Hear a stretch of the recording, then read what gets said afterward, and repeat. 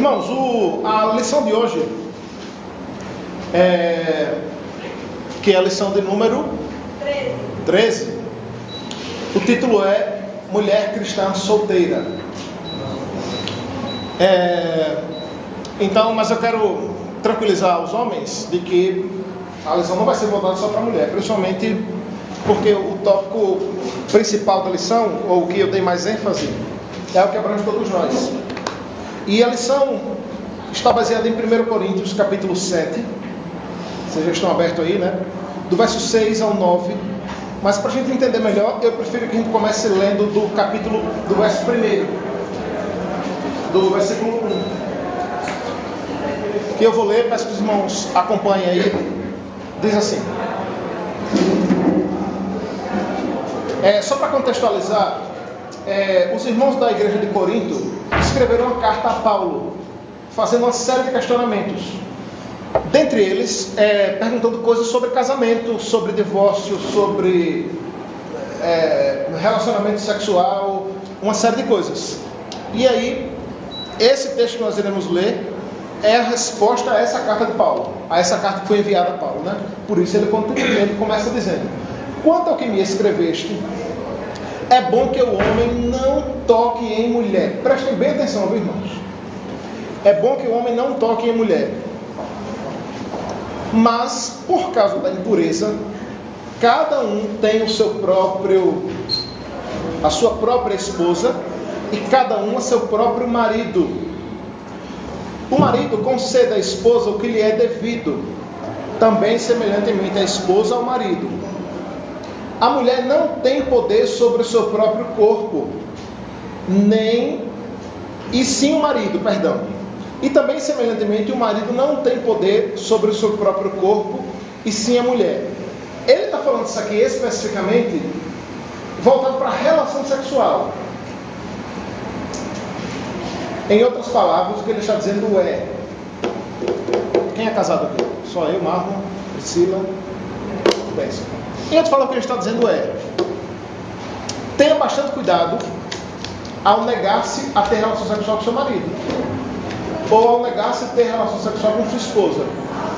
Por que a gente sabe disso? Pelo próximo versículo, que diz, verso 5: não vos priveis um do outro, salvo por mútuo consentimento, por algum tempo, para vos dedicardes à oração, e novamente vos ajuntardes, para que Satanás não vos tente por causa da incontinência. Então veja, Paulo considera a possibilidade de passar um tempo sem ter relação sexual para se dedicar mais à oração. E aqui não dá para julgar que é porque sexo é pecado, pelo amor de Deus. Talvez aqui seja uma concessão simplesmente pela questão de tempo mesmo, de dedicação e de consagração ao Senhor, certo? Você vai estar se abstendo de algo que lhe dá prazer, por exemplo, assim como o jejum, que você se abstém de algo que nos dá prazer, que é o alimento. Mas veja, isso não é regra, tanto que ele diz: se por consentimento. Se seu marido concordar, se sua esposa concordar, pode fazer, não é que deve fazer, mas pode fazer, certo? Aí entra no nosso texto, verso 6: isto vos digo, não como concessão, ou melhor, como concessão e não por mandamento. Esse texto, o verso 6 aqui, irmãos, o verso 6 aqui está diretamente relacionado ao verso 1, quando ele diz: é bom que homens não toquem mulher. Então ele retoma o assunto que ele está falando, na verdade, né, no verso 6, e diz: digo isto como concessão e não por mandamento. Quero que todos os homens sejam tais como eu também sou. E aqui homem já não é mais um masculino, é uma humanidade, tá? No entanto, cada um tem de Deus o seu próprio dom. Um, na verdade, de um modo e o outro de outro. E aos solteiros e viúvos digo que lhe seria bom se permanecesse no estado em que também vivo. Tá, eu não falei isso aqui, mas acho que é óbvio, né? Quando Paulo fala do estado em que vivo, é como solteiro, é como celibatário. A gente vai já entrar nesse assunto. Verso 9: caso, porém, não se domine, que se case, porque é melhor casar do que viver abrasado. Deus, em nome de Jesus, nós agradecemos ao Senhor pela Tua palavra e pedimos-Te direção, graça, entendimento nesse momento, Deus, para que saiamos daqui mais sabidos, Deus, daquilo que o Senhor tem a nos ensinar. Fala conosco, Deus, através de nós, da Tua palavra, que possamos aprender uns com os outros, em nome de Jesus, amém. Não confunda o púlpito com a pregação, tá? Por favor, participem e vocês vão falar bastante. Eu vou fazer estar escrito também. É só porque eu estaria no PowerPoint, mas não deu tempo e é melhor estar aqui mesmo. Eu tinha preparado um jeito para introduzir a lição de hoje, mas eu não estava gostando dela. Aí ontem eu fui estudar na livraria, e aí passando assim pelos livros, aí um livro me chamou a atenção que tem por título Manual da Mulher Bem Resolvida. Eu disse, isso aqui vai ser bom. Aí eu acho que a gente não pode, diz o ditado, né, que não dá para julgar um livro pela capa, né? Mas eu acho que a gente deve julgar pelo quê? Pelo índice, né? É uma excelente forma. Eu não sei quem já viu isso em metodologia da pesquisa científica na faculdade. Mas um bom passo para você, antes de ler um livro, é fazer o quê? Você lê as 2 orelhas do livro, lê a epígrafe, lê o prefácio e lê o índice. Irmãos, tem alguns pecadores que são tão bons nisso, que conseguem fazer uma resenha do livro, só com isso, e entrega na faculdade. E é aprovado. Porque, de fato, é uma excelente forma de saber o conteúdo de um livro. Leia as 2 orelhas, leia aquela parte que vem na segunda capa, leia o índice, e se você quiser se passar um pouquinho mais, você lê a introdução e pronto. Sabendo disso, e vocês agora sabedores disso, eu disse... Não leia o livro. Não, pelo amor de Deus, é para ler o livro, né? Mas assim, antes de você ler o livro, né, se você não quiser perder tempo sabendo se o livro é bom, leia o livro todo, faça esse exercício. Sabendo disso, eu destaquei alguns pontos do índice desse livro. Capítulo 1. A independência é o primeiro passo. Capítulo 2. Conheça seu corpo. Capítulo 3. Viva bem e sozinha antes de querer compartilhar. Capítulo 4. Esqueça os seus estereótipos e valorize suas vontades. Capítulo 5. Há homens que prestam, sim. Capítulo 6. Fica proibido não ter orgasmos. Capítulo 7. Quando decidir, case-se. O que me surpreendeu isso aqui, né? Isso aqui foi um pouquinho mais de graça, assim, aí ela escreveu esse capítulo, que eu nem sei o conteúdo, nem quero saber. E capítulo 8. Não faça da virgindade um evento. Veja, a autora do livro, que eu não quero revelar, apesar de eu ter posto o nome dela aqui, mas como vou esculhambar com ela, vamos falar. É extremamente insignificante para a literatura brasileira. Então esse livro é de pouca importância para a literatura brasileira. É uma blogueira dessas que se acha famosa porque fala 2 coisinhas no YouTube e consegue algumas visualizações e acha que pode escrever um livro.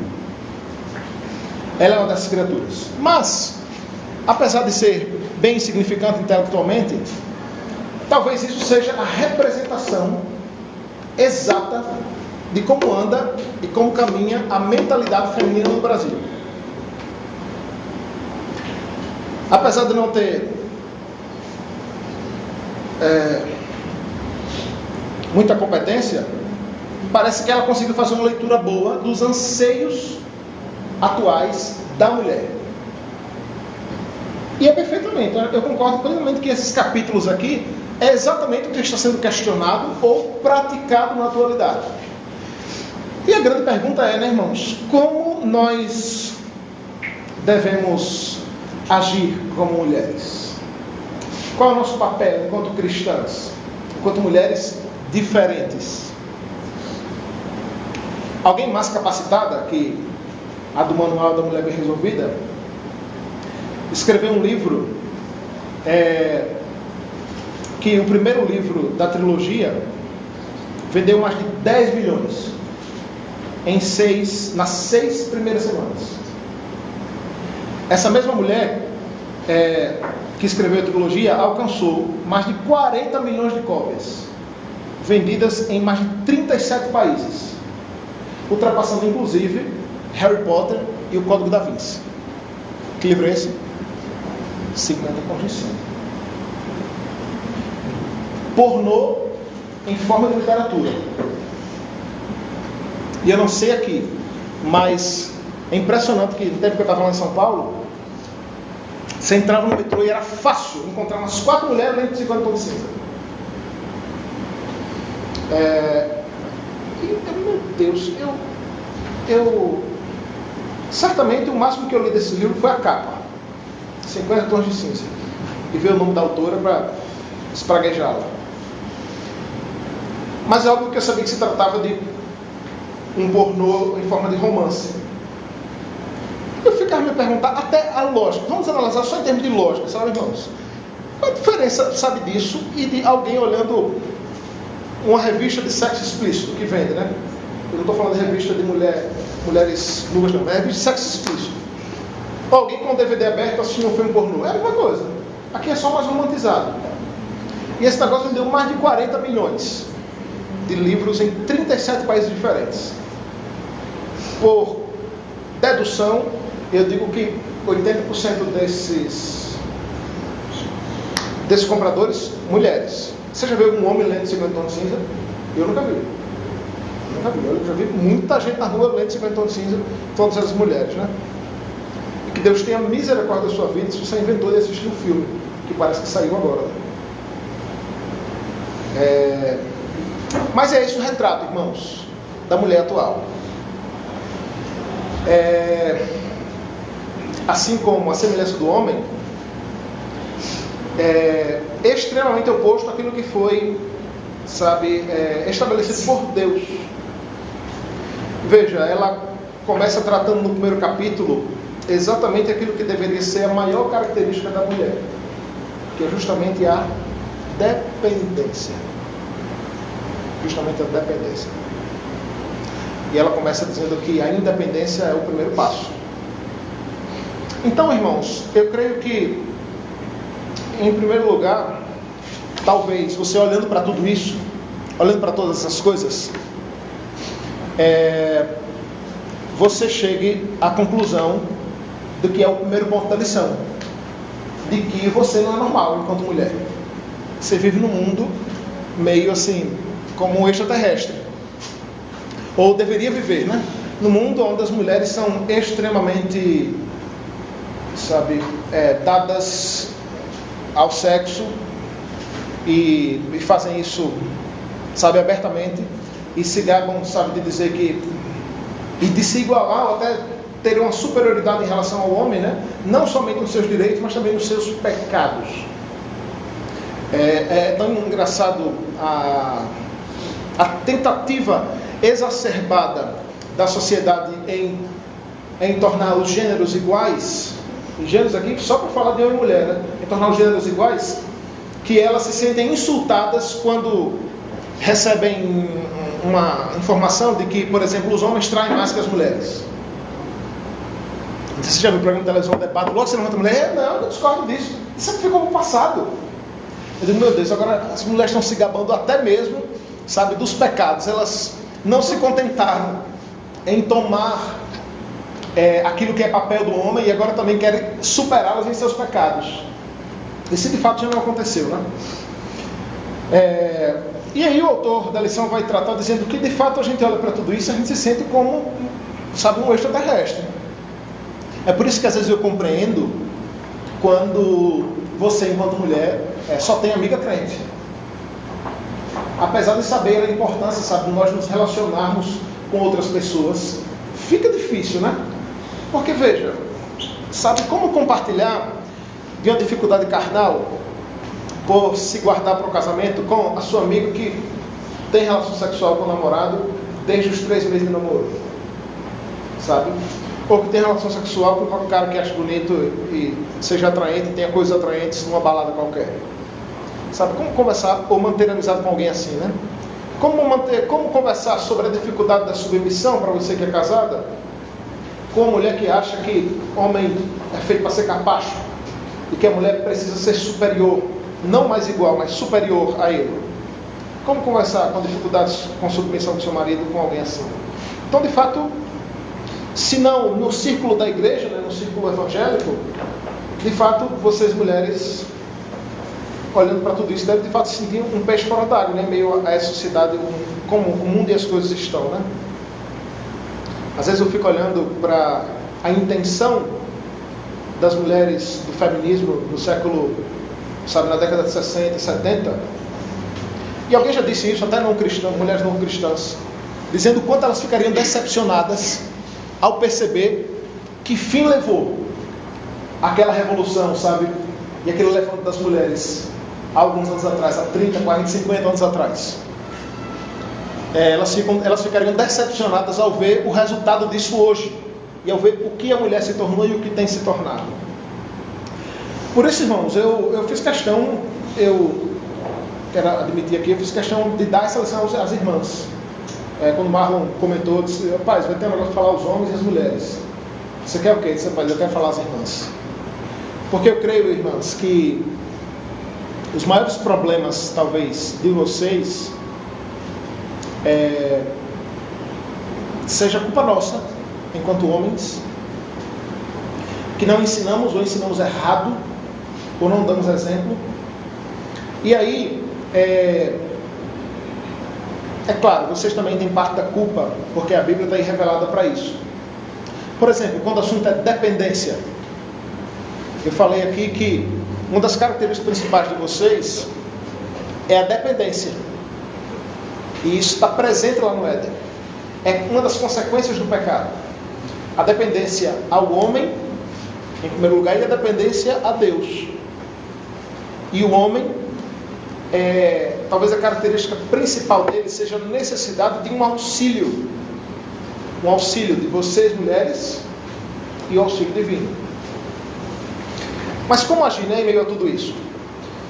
Mas aí o autor muda de foco, depois dessa introdução, para falar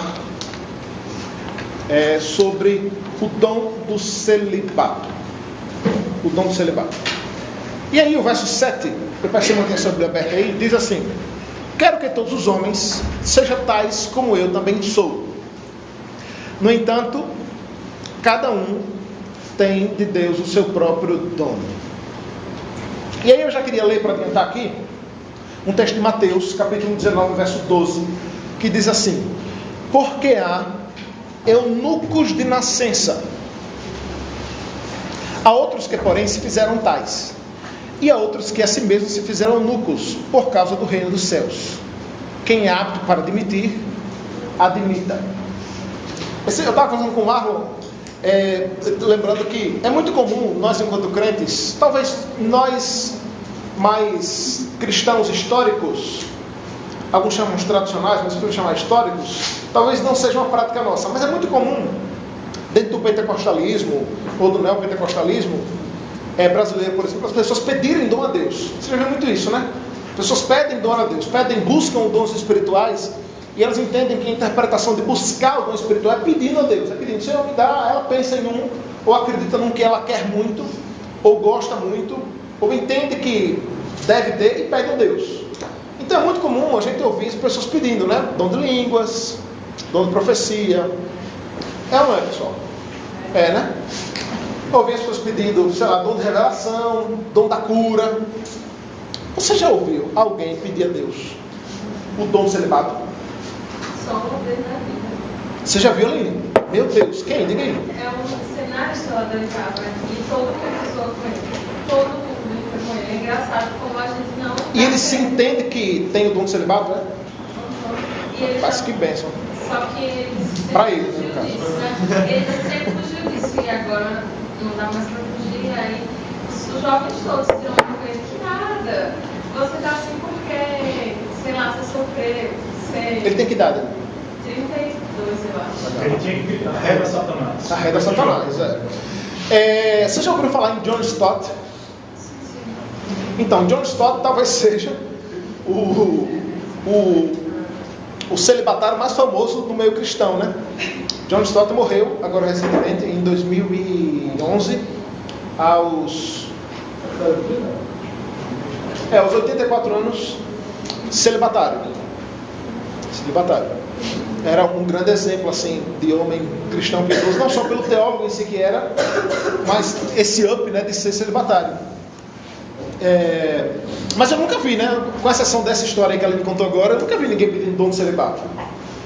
Aliás, quem aqui não sabia ou não tinha se passado pela cabeça que celibato é um dom, assim como o dom de profecia, assim como o dom, sei lá, da música, assim como o dom de misericórdia? Quem não sabia que celibato se tratava de um dom? Levanta a mão. Eu estou nesse grupo, viu? A maioria, né? Boa parte. Talvez seja por isso também, né? Mas celibato é um dom. Mas aí tem o celibatário e tem o eunuco. Quem saberia me dizer qual a diferença? O que é o celibato? Eu acho que o celibatário, ele tem todas as possibilidades de se relacionar sexualmente, mas se abstém. E o eunuco não tem essa possibilidade. Seja mais específica, que a gente não entendeu não. Castrado. Ah, ele é castrado, né? E aí? O que vocês acham? O celibatário é o quê, Adriano? Nem pode saber. Você não quer nem saber, né? O celibatário. Alguém consegue imaginar o que é um celibatário? Alguém que tem o dom do celibato? Vamos, meu povo, diga mais. Celibato. É. Um dom que você tem um desejo, de vontade de estar com alguém. Certo. E o eunuco? Consagrado, ser só consagrado. E o eunuco? E o eunuco? Ele é forçado a isso. Ele é forçado a isso. Certo. O que mais? Diga, Samara. O eunuco é quem? O eunuco não trabalha. A Samara está lembrando dela. Trabalha o quê? Não trabalha. Certo. E ele é Entendi. Veja só. A linha, mais ou menos, isso Samara falou mesmo. Samara Barreto. O celibato é um dom de Deus. É um presente de Deus. Talvez alguns digam que presente miserável isso, né? Mas é um presente de Deus, é um dom de Deus. Segundo alguns comentaristas, irmãos, na verdade, o que acontece com o que recebe o dom é que algo é tirado dele por Deus, que é justamente o desejo sexual. O desejo de ter relações sexuais. Então, ele tem aparelho reprodutor, naturalmente, normalmente. Mas ele foi agraciado por Deus de ter o desejo retirado, ou eu prefiro dizer, contido, de relacionar sexualmente. É alguém como, talvez seja o caso do seminarista aí, amigo de Aline. É alguém que simplesmente, ao longo do tempo, foi percebendo que não sentia a necessidade que talvez você enquanto mulher, você enquanto homem solteiro sintam, que talvez inclusive seja, eu sei que é uma dificuldade, mas eles receberam a graça de Deus de não ter esse desejo, ou ter esse desejo contido. Eu tenho dificuldade de acreditar, a Bíblia não nos revela especificamente isso, mas tenho dificuldade de acreditar que Deus retira por completo o dom, ou o desejo, sabe? Eu prefiro acreditar que o que ele faz é muito mais conter, muito mais essa necessidade, certo? Então, é alguém que recebe o dom. Era o caso de Paulo. Não se sabe se Paulo foi casado algum dia ou não.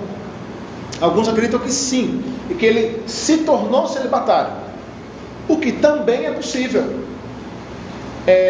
E é por isso, inclusive, que a indicação dele, com base no verso 6 ao 9, é que esse dom deveria, se você deveria buscar esse dom, alguém que deveria buscar esse dom, deveria ser primordialmente alguém que já foi casado, e por algum motivo se separou, é divorciado ou viúvo. Ou seja, que está solteiro. Logo, o foco de Paulo aqui para buscar o dom de celibato não é, primeiramente, Para o jovem de 20 anos que nunca foi casado, está buscando casar ainda. O foco dele não é para esse. Não que não se abranja esse, se abrange. Mas é especificamente para quem já foi casado, viúvo ou divorciado. E por isso ele conclui, né, aqui no verso 8, dizendo, olha, os solteiros e viúvos, digo que seria bom que permanecesse nesse estado e tal. Também, esse solteiro aqui o solteiro que por algum modo se separou e está solteiro, ou o solteiro que nunca casou. Então o dono do celibato não tem contrato, nada. Não. Ser casado. Não. Dono do celibato, não. Até porque eu acho que se é um dom dado por Deus, seria um contrassenso ser um dom em cima da luta para a pessoa que recebe o dom. Exatamente. Agora sim, segundo a graça de Deus, a gente sabe que, veja, tudo foi feito na eternidade. Mas é claro que na eternidade, Deus também determina um modo ou um momento específico no qual vai nos abençoar. Bom, basta pensar assim, alguma característica boa que você tem muito forte hoje que outra hora você não tinha. Certamente é um dom de Deus, é dado pelo Senhor. Eu conheço, por exemplo, casais que o homem ou a mulher é muito hospitaleiro. Hospitalidade é um dom. E aí o cônjuge não é. Mas eles casam. E com o tempo a esposa ou o marido aprende a ser. Recebe o dom da parte de Deus. E faz fato aquilo com o coração. Ou seja, recebeu o dom depois, né? É o caso, talvez, a Bíblia não revela, seja o caso de Paulo. Talvez ele já tenha sido casado e tal. Alguns acreditam que ele seja viúvo. Os maldosos dizem que o espinho na carne era a sogra, que permaneceu viva. Mas isso aí é só conjectura, né? De fato, o que Paulo está sugerindo é isso. E veja, nas entrelinhas, isso é uma tradução minha, mas alguns estudiosos também seguem essa linha, porque Paulo não cita aqui os divorciados.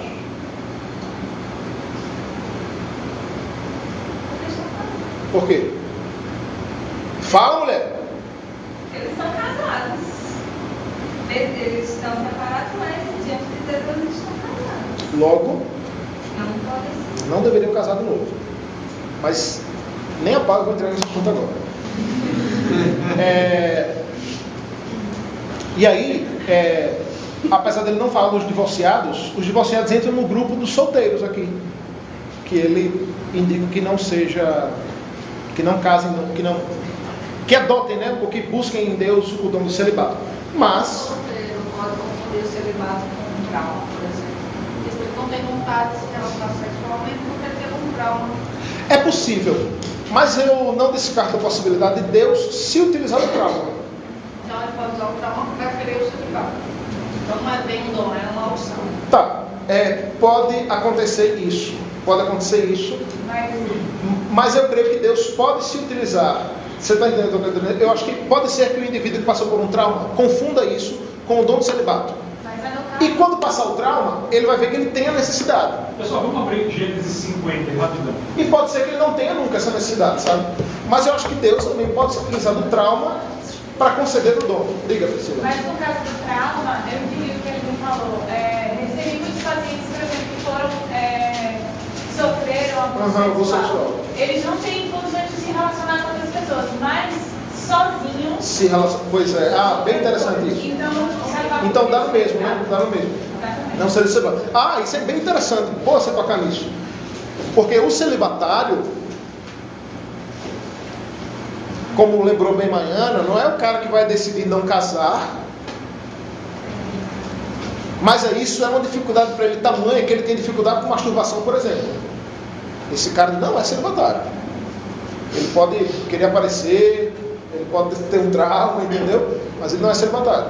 A ideia é que o celibatário é alguém que tem recebido de Deus e percebe que tem recebido isso com uma dificuldade ou uma apatia pela relação sexual. Quem assistiu Dexter? A série. Dexter é meio celibatário, né? Porque ele... Não é brincadeira, mas é um serial killer. E uma das características dele é justamente essa. Ele não tem desejo de relacionar sexualmente. Inclusive, ele arruma uma namorada que foi estuprada durante muitos anos pelo marido. E ele só começa a namorar com essa moça justamente porque ele entende que ela não vai querer relacionar sexualmente com ele. é alguém que não tem o desejo, de fato. Esse é o celibatário. Eu posso passar para o Luco ou você vai falar algo? Só rapidinho, para a questão que a Aline falou. A gente não pode esquecer, meus irmãos, que todos os males, entre várias aspas, que a gente pensa que acontece conosco, o Senhor utiliza para a sua glória e para o nosso bem. Para a sua glória, em primeiro lugar, e para o nosso bem. Gênesis 50, verso 20, os irmãos de José, depois que Jacó morre, tremendo de medo, porque poderiam sofrer por parte de José represália por eles terem vendido ele lá atrás. Observe o que José fala. Gênesis 50, verso 20. Vós, na verdade, se ele falando para os irmãos, intentastes o mal contra mim, fizeram mal a ele. Da mesma forma que alguém é estuprado ou qualquer coisa, ou tem algum trauma, que para nós no tempo parece um mal, observe o que o Senhor fala. Porém, Deus o tornou em bem, para fazer, como vedes agora, que se conserve muita gente em vida. Então a gente nunca pode esquecer que até os males, entre aspas, que acontecem conosco, na realidade são providências do Senhor para o quê? Para o nosso bem. Então pode ser muito bem que um trauma o Senhor utilize para dar um dom, um celibato para alguém. Então, e o eunuco? O eunuco, também como Samara falou, é alguém que é castrado. Simplesmente. É alguém que, ou castrado, literalmente, né? Corta tudo. Ou talvez não tudo, talvez só o saco escrotal, porque isso o mantém estéril. Aí a gente não sabe, ter que fazer uma pesquisa mais profunda, mas ao que tudo indica, até pela função que exercia, que eu vou falar nisso já, que foi o que Samara também, Xavier falou, certamente era cortado tudo mesmo, era castrado. Então o eunuco é o castrado ou o estéril. O estéril também é considerado uma espécie de eunuco. E a gente entende isso com base no texto de Mateus que nós lemos. Vamos ler de novo, eu peço que vocês abram para a gente prestar mais atenção nele agora. Mateus 19, 12.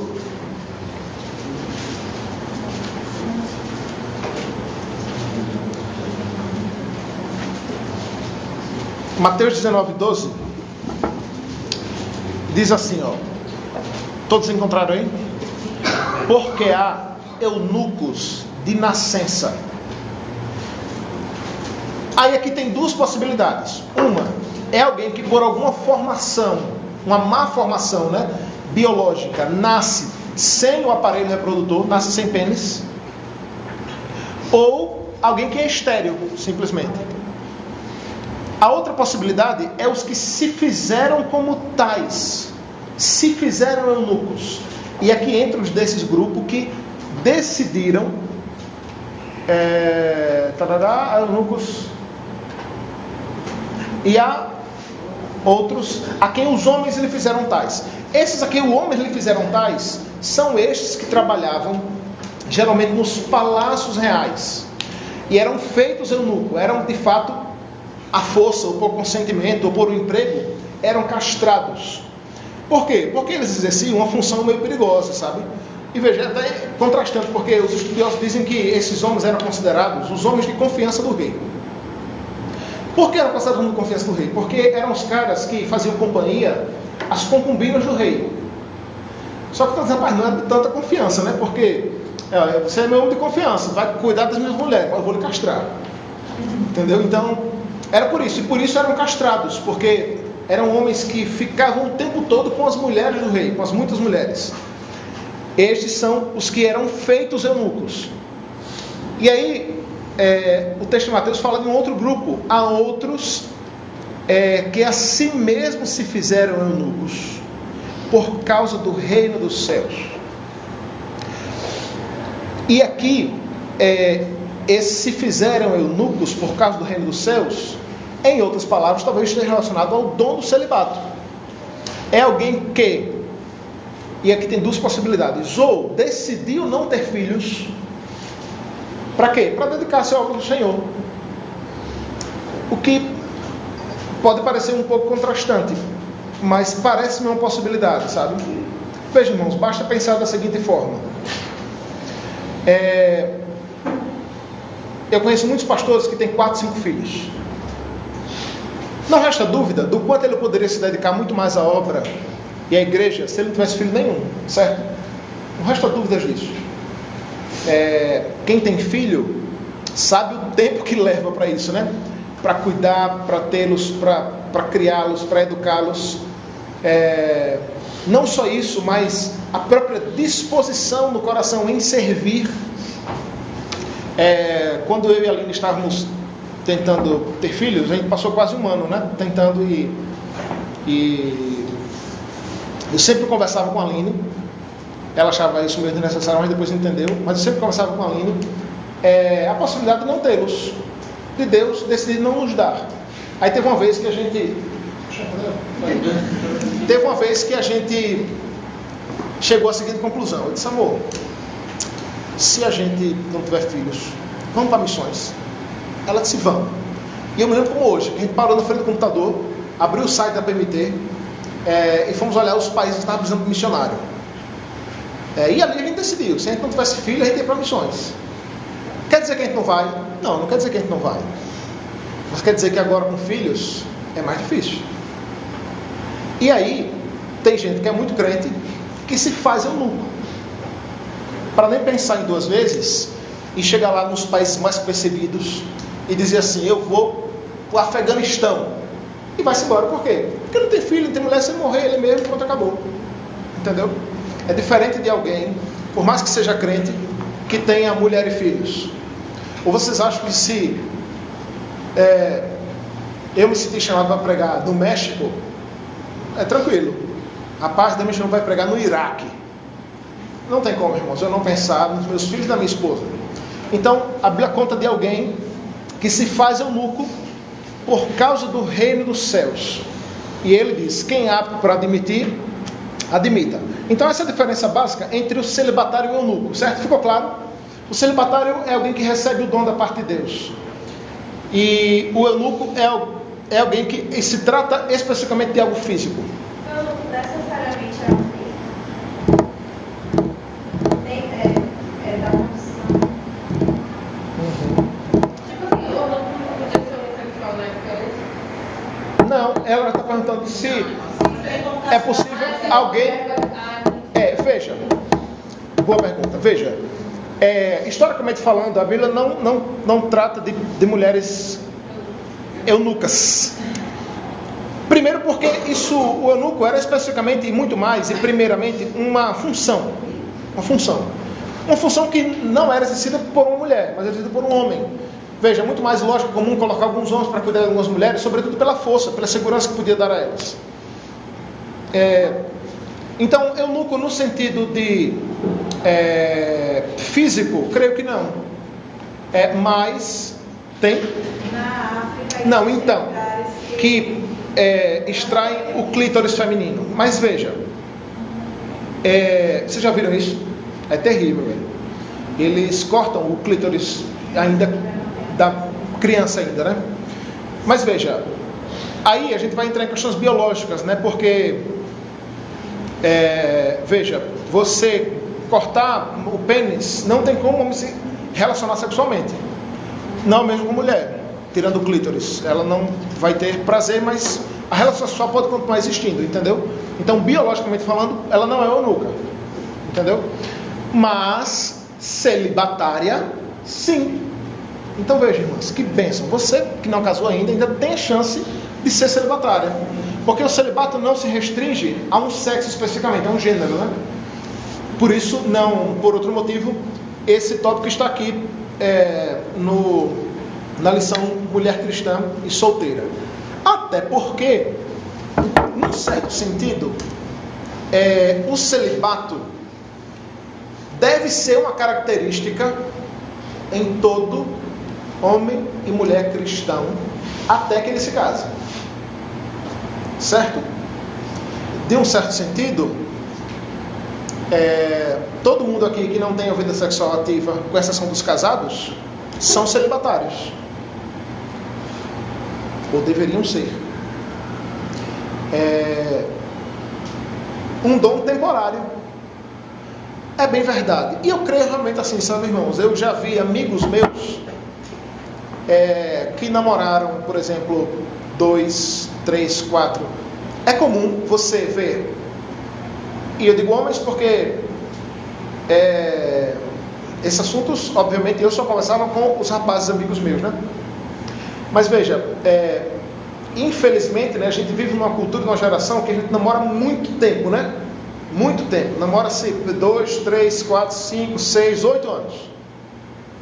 Porque se começa a namorar muito cedo, muito precocemente.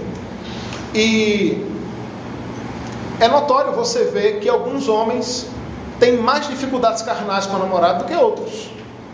Eu já tive o privilégio de conhecer alguns amigos que namoraram 3, 4, 5 anos e não tiveram grandes dificuldades.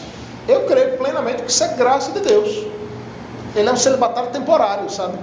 Que não tem grandes dificuldades, enquanto outros têm uma dificuldade gigantesca. Mas a questão não é, o que Paulo está falando é que isso é um dom de Deus, é uma graça de Deus. Então, o Augustus, numa das palestras dele, ele falando sobre a pessoa enquanto solteira, ele disse que assim que ele se converte, ele vive uma vida louca mesmo, antes de ser convertido a Cristo. E assim que ele foi convertido em Cristo, né, ele saiu louco, trabalhando muito, plantando igrejas. Ele foi ordenado antes de terminar o seminário, no tempo que precisava, isso foi 84, 83. Ele é uma turma antes do reverendo Manuel.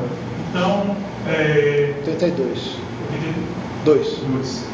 Então, ele durante um tempo, ele trabalhou loucamente, fortemente para o Senhor, e ele cria fortemente que ele tinha um novo celibato. E por isso, ele se empenhava em tudo. O Senhor deu a ele um dom temporário, para que ele não se envolvesse com uma pessoa do sexo oposto, para poder trabalhar para Cristo. Ele disse que ele trabalhou muito. Até o dia que num barco, num navio, estava tendo uma pregação, ele viu a Minca, né, que é a esposa dele. Aí naquele dia, o Senhor deve ter tirado esse dom dele. Casa, meu irmão, agora é bênção. Então, o celibato pode ser, de fato, um dom temporário. A gente tem abertura bíblica para isso, e na experiência na nossa volta a gente percebe isso também. E para isso, pelo menos, todo crente é chamado. É um celibato temporário. Agora, irmãos, o que nós não podemos negar... Então, é por isso que assim, a Bíblia expressa quando fala assim, solteiros, muitas coisas do Senhor. Porque é questão de tempo, de disposição. Com certeza, com certeza. Foco. Eu você acho... Você tem o foco. É verdade. Eu acho que, só abrindo um parênteses mais, eu acho que a gente só precisa ter cuidado para que estejamos tranquilos com a nossa consciência de que estamos fazendo o que está ao nosso alcance segundo a nossa situação atual, certo? Você que hoje não é casado, mas já faz uma faculdade e trabalha, você sabe que o tempo que você tem para dedicar às coisas do Senhor não é o mesmo quando você tinha 13 anos aqui na 12. Não é verdade? Você que praticamente morava aqui na igreja.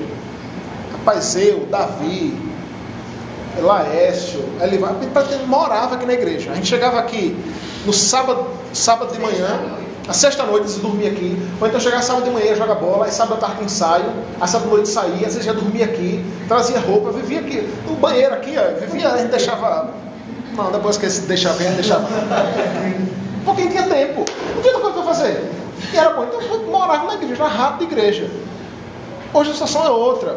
Agora eu acho que o exercício que a gente tem que fazer com base na sua situação atual, eu estou dando o meu melhor no serviço ao Senhor? Estou.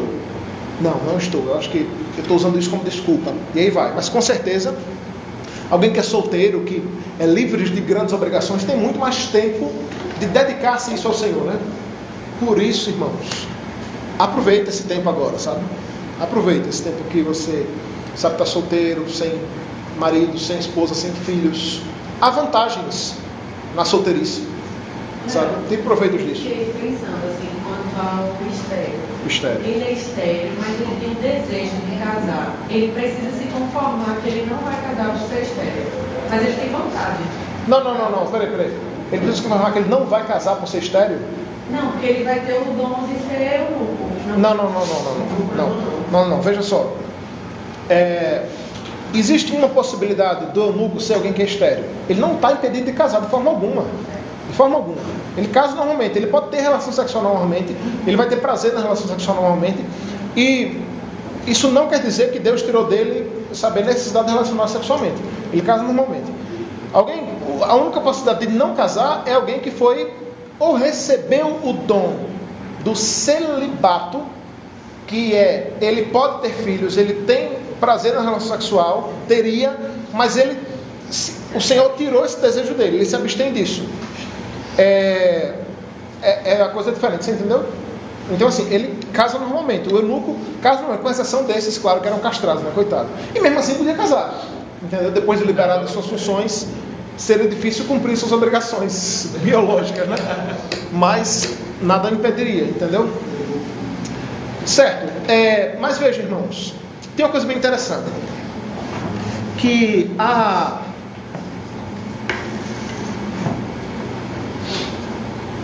companhia conjugal é uma necessidade básica da humanidade em geral, com exceção daqueles que recebem o dom de celibato.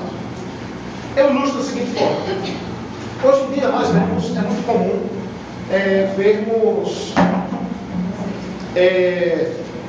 novos formatos de casais, né? Então, passou essa história. Hoje em dia é um homem, mulher com mulher, um homem com 2 mulheres, uma mulher com 3 homens, a mulher com um cachorro, e seja lá o que for. Mas eu nunca vi uma campanha. Voltem. O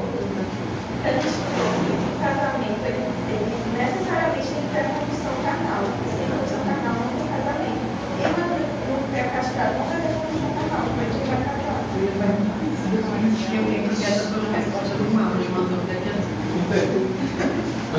Veja, graças a Deus, isso é uma luta boa, mas é só uma conjectura, né? Porque hoje em dia nós não temos mais eunucos, graças a Deus não. E de fato existem poucos casos assim, né? Poucos casos. Mas digamos que o cara sofre um acidente e ele de alguma forma, enfim, digamos, vamos criar essa possibilidade. Irmãos, e ele veja,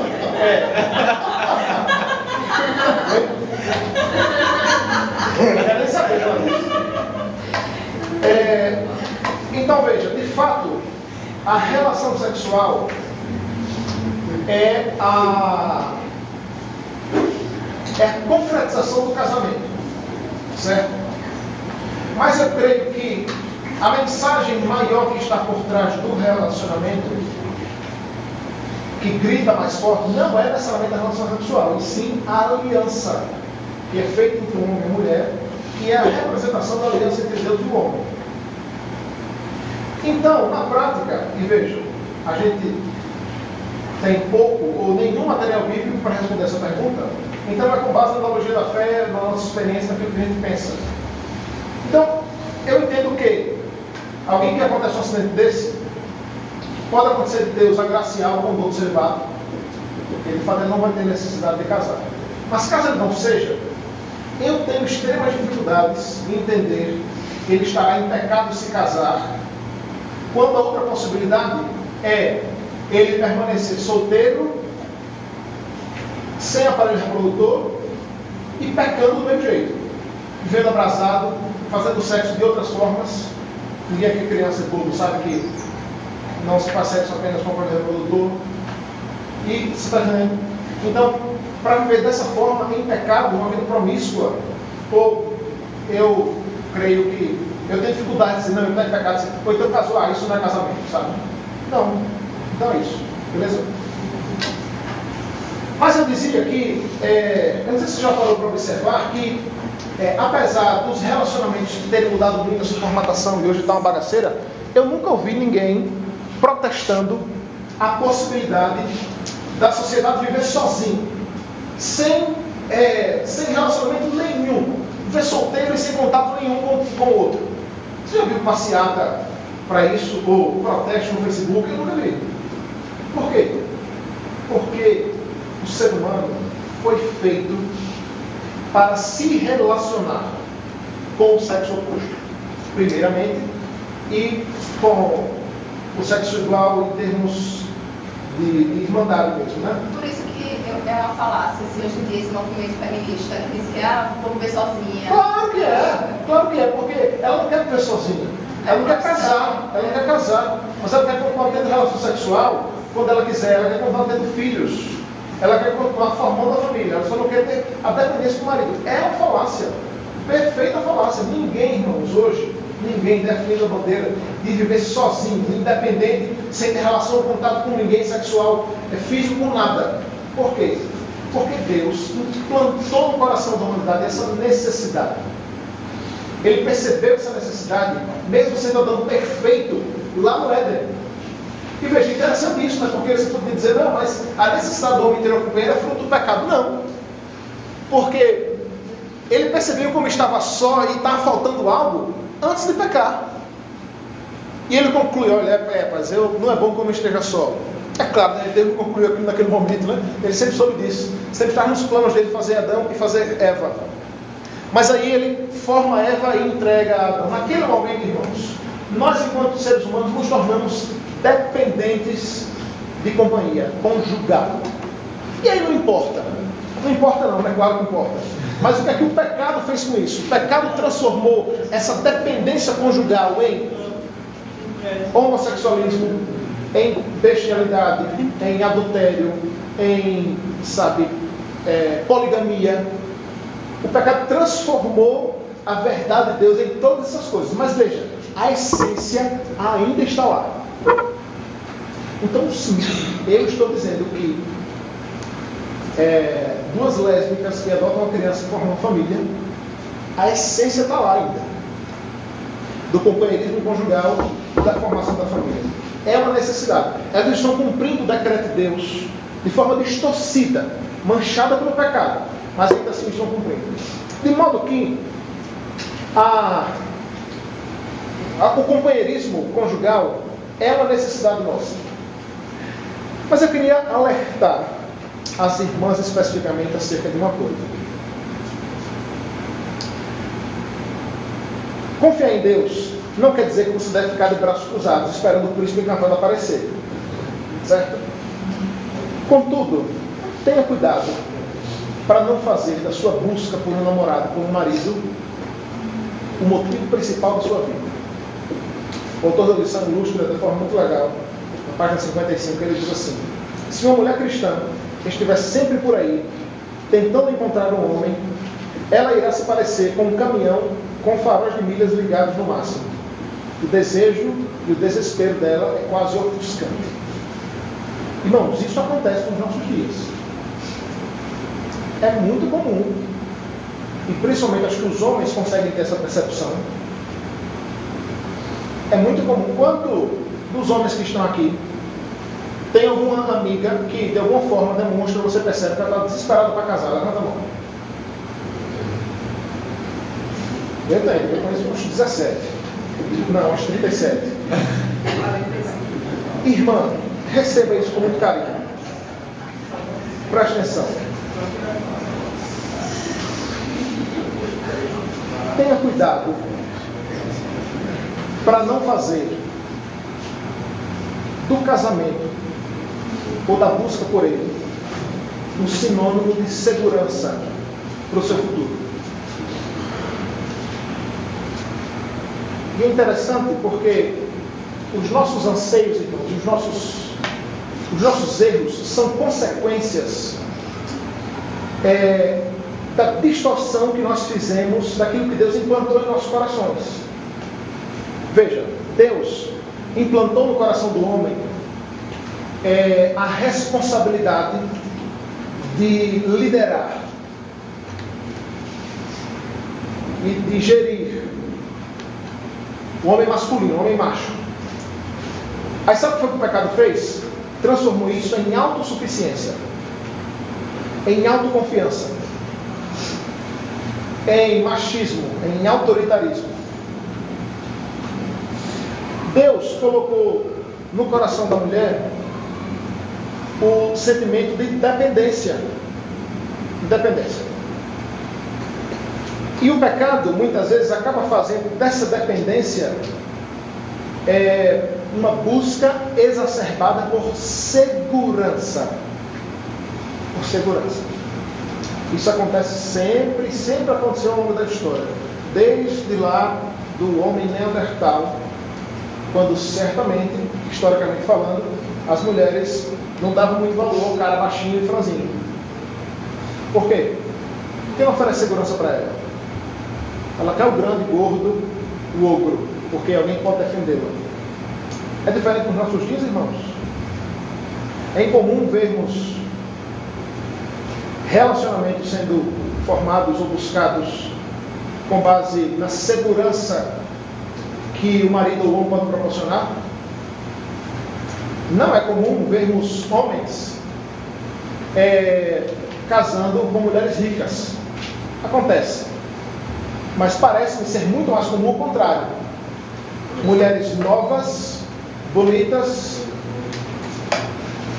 buscando a segurança através de homens que possam lhe proporcionar essa segurança, que hoje não é mais física, né? Mas é financeira. Isso é uma tentação, irmãos, para vocês, mulheres. Com certeza é. Por isso, tenha cuidado para não fazer do casamento ou da busca por ele um sinônimo de confiança e segurança para a sua vida. Irmãos, o único que pode nos dar segurança para o nosso futuro é o próprio Deus. Então isso precisa ser algo que nós precisamos ter em mente. Na página 55 ainda, o autor diz assim: a mulher cristã solteira precisa confiar em Deus, mesmo quando o seu desejo de casar é adiado.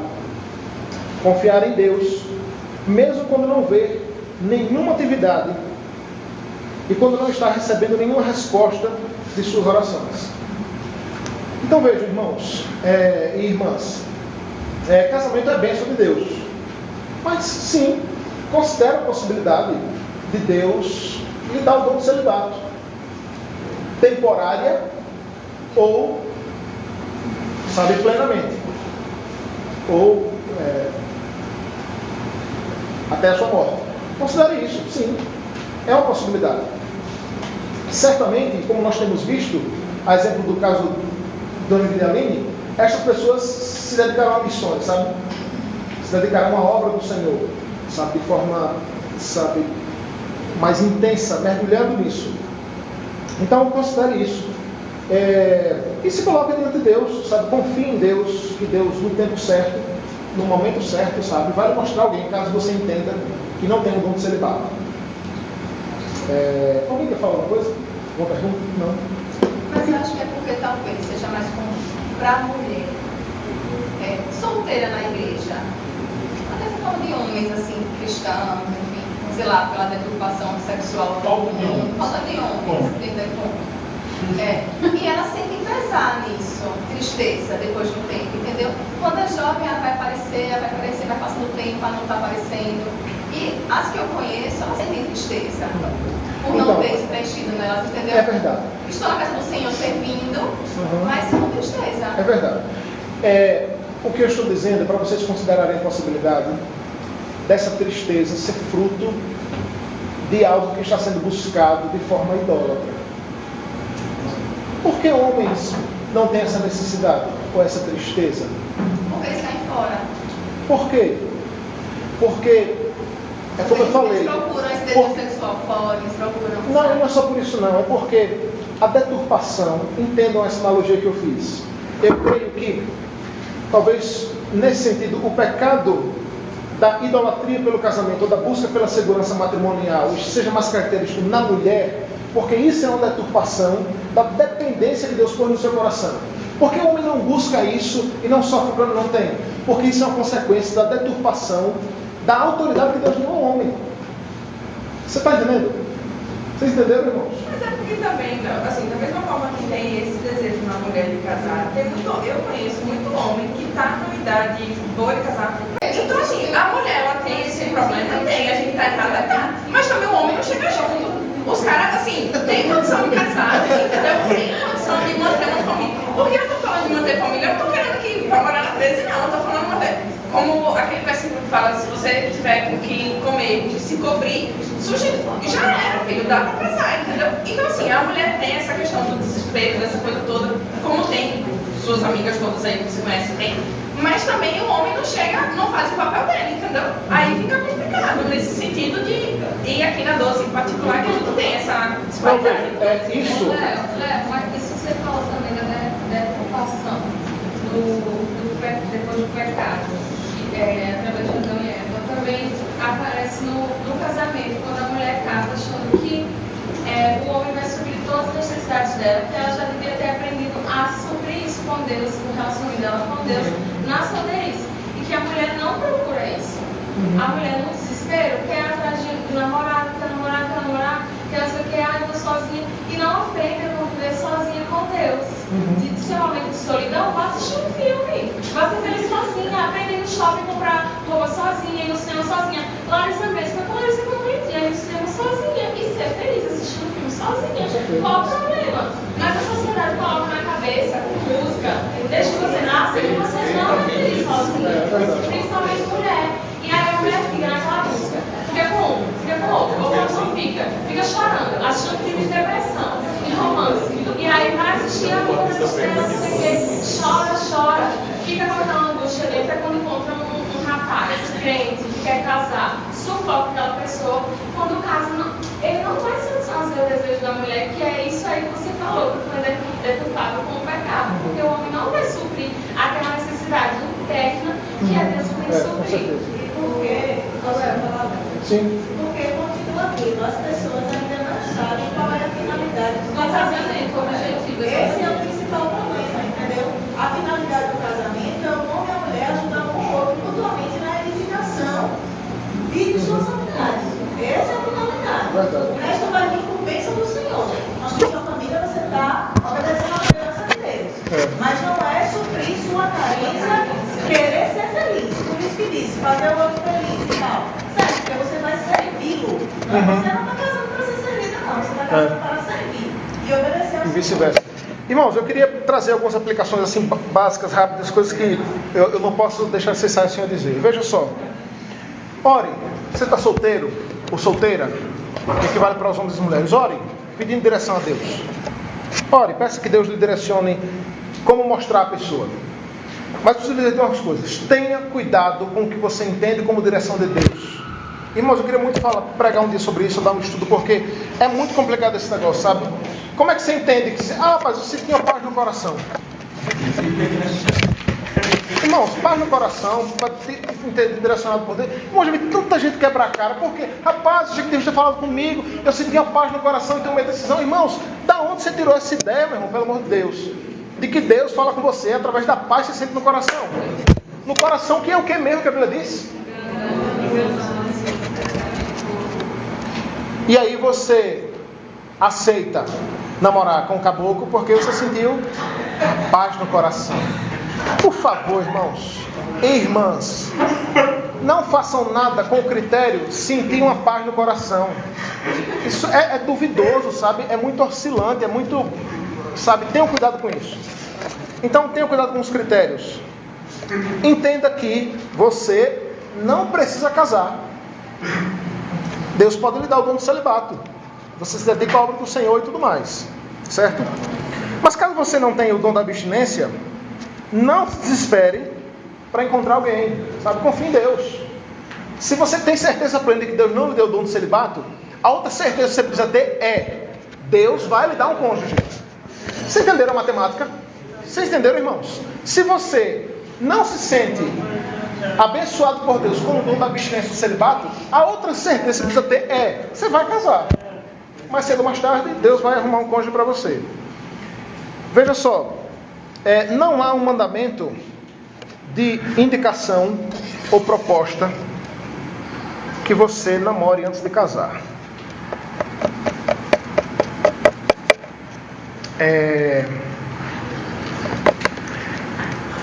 Com isso, eu não estou dizendo que namorar é pecado. Eu só estou dizendo que não é necessário que você namore com alguém antes de casar. Eu sei que isso daria assunto para mais 3 horas de aula, mas se você quiser, a gente continua conversando depois, volta domingo que vem, não sei. Dentro disso, eu queria dizer outra coisa. Você não precisa namorar com alguém para saber se esse alguém é alguém que você deve casar ou não. Não precisa, irmãos. Outro dia eu falei aqui, eu não sei se vocês entenderam bem, que eu disse que você pode ter uma amizade colorida com esse alguém. Como? Você, antes de dizer sim, para o cara que você conhece há 3 anos ou há 2 semanas, ou para a moça que você conhece há 3 anos ou 2 semanas, antes de dizer sim, você vai no cinema com ela, você vai na casa dela, você vai para jantar na sua casa. E aí, talvez você já conheça, já veja características que você quer ou não quer, sem necessariamente namorar com o indivíduo. Quem disse que tem que namorar? Uma vez eu estava dando uma palestra, e aí um adolescente chegou para mim lá em São Paulo e perguntou: pastor, é pecado ficar? Eu disse: é. Aí ela disse: mas como é que eu vou conhecer a pessoa? Aí eu disse assim: você conhece o pastor fulano de tal, o pastor dela? Eu disse: conheço. Você já deu um beijo nele? Aí ela disse: não, pastor. Eu disse: como você não conhece ele? Conheço. E quem foi que disse para você conhecer tem que beijar? Eu sei, irmãos, isso assim é bem na sociedade atual, onde todos namoram, namoro é algo comum. Eu namorei, mas a verdade é essa, irmãos. Eu acho que talvez seja... Tá, você quer namorar? Namore. Mas assim, tenha cuidado, sabe? Não seja tão precipitado ou precipitada. Talvez, através de uma amizade colorida, você possa ver características no indivíduo, nele ou nela, as quais você não quer como casado. E aí você não vai entrar num relacionamento como esse, entendeu? Outra coisa, irmãs, prestem bem atenção aqui, olhem para mim. Recebam isso assim com muito temor e tremor. Antes de exigir que o homem seja um homem bíblico, seja uma mulher bíblica. Antes de exigir o homem perfeito, seja uma mulher perfeita. Antes de exigir o cara, sabe, que age conforme a Bíblia diz, faça o mesmo. Me perdoe a sinceridade, vocês não fazem.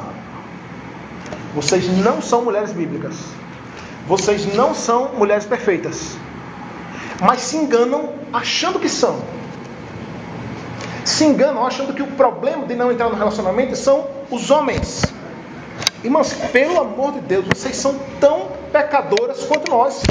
E se acham um pouco mais santas, porque tem um sentimento maior, se apaixona, quer casar e o cara não quer. Quem foi que disse que isso é critério para você ser mais crente? As irmãs que vivem reclamando que na 12 não tem homem, deixa eu dizer uma coisa a vocês. Os homens dizem a mesma coisa. Na 12 não tem menina, não tem mulher. Eu já ouvi isso de uns 2 ou 3, que inclusive foram buscar fora. E aí, eles estão mentindo? Eu acho que não. Então, tenham cuidado, irmãos. Antes de, exigir ou procurar o homem perfeito e pronto, se você quer um homem perfeito e pronto, seja uma mulher perfeita e pronta. Aí você vai perceber que isso não é possível, porque nós somos pecadores e estamos num mundo pecaminoso. Aí você vai viver numa luta para ser essa mulher bíblica, e pela graça de Deus vai achar um cara que não é perfeito, que é cheio de defeitos, mas que está disposto a lutar para ser um homem bíblico, um homem que busca ser este homem. Mas caso você decida namorar, deixa eu dizer uma coisa: namorar um rapaz não crente não é uma opção. Não deveria ser uma opção. O julgo desigual é algo muito claro na Bíblia. Tenha cuidado com isso. Deixa eu dizer outra coisa: acabar namoro não é pecado. Namoro não é casamento. Então, se você percebeu que o negócio não está dando certo, se você percebe que o rapaz não está disposto a ser um homem bíblico, se você percebe, sobretudo que o seu relacionamento está abrasado demais, acabe. Acabe, é o que Paulo diz, não é? É melhor que case do que viver abrasado. Sabe, e por fim, quando você decidir começar a namorar, eu sei que isso é muito difícil, é algo que está enraizado na nossa cultura, é algo que os seus pais, que os seus irmãos em Cristo e a sua igreja exigem. Eu sei disso. Mas eu acho que a gente precisa deixar claro que, como lembrou bem Dani, você não precisa conquistar tudo na vida para poder casar. Eu ouvi um filósofo brasileiro que se diz católico, dizendo que ele viveu numa época onde as pessoas se juntavam e construíam a vida juntos. Se juntavam e construíam a vida juntos. Não crente. Ele dizendo que hoje o consumismo está tão grande, sabe? E o desejo de ter está tão grande que as pessoas hoje acham que precisam conquistar tudo para depois se juntar. No mundo não tem problema nenhum com isso, irmãos. Não tem problema nenhum com isso. Porque as pessoas têm relacionamento sexual à torta e direito com seus namorados. E nós o que fazemos? Ou temos namoros abrasados, de 5, 6, 7, 10 anos, ou casamos, crendo que Deus vai suprir com o mínimo, com o básico, e cresce juntos. Marlon vai falar, depois a gente ora para acabar. Só queria dizer duas coisas. Tudo que o Léo falou aqui, se a gente for observar, e como a gente sabe, todo pecado nosso flui para quebrar um dos 10 mandamentos, que é a lei moral de Deus, ou todos. Vamos abrir rapidinho aí no Salmo 1. Não é por acaso que o Senhor colocou esse salmo como sendo o primeiro do saltério.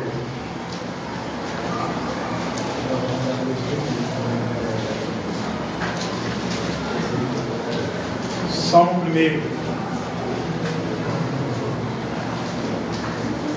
O Espírito Santo colocou na boca do salmista o seguinte, na boca dos crentes: bem-aventurado o homem que não anda no conselho dos ímpios, não se detém no caminho dos pecadores, e nem se assenta na roda dos escarnecedores. Antes, o seu prazer, a sua alegria, o seu detimento, aquilo que molda a sua mente, está na lei do Senhor. E na sua lei, ele não passa meio-dia, ele não passa 1 hora, ele não lembra só no dia de domingo, ou nem no dia de domingo. Na sua lei, ele medita de dia e de noite. Êxodo 20. Êxodo capítulo 20. A lei de Deus nos mostra o caráter de Deus. Se nós refletirmos dia e noite sobre o que Deus quer de nós, nós refletimos sobre o que Deus nos revelou. Êxodo 20, verso 1. Então falou Deus todas essas palavras: Eu sou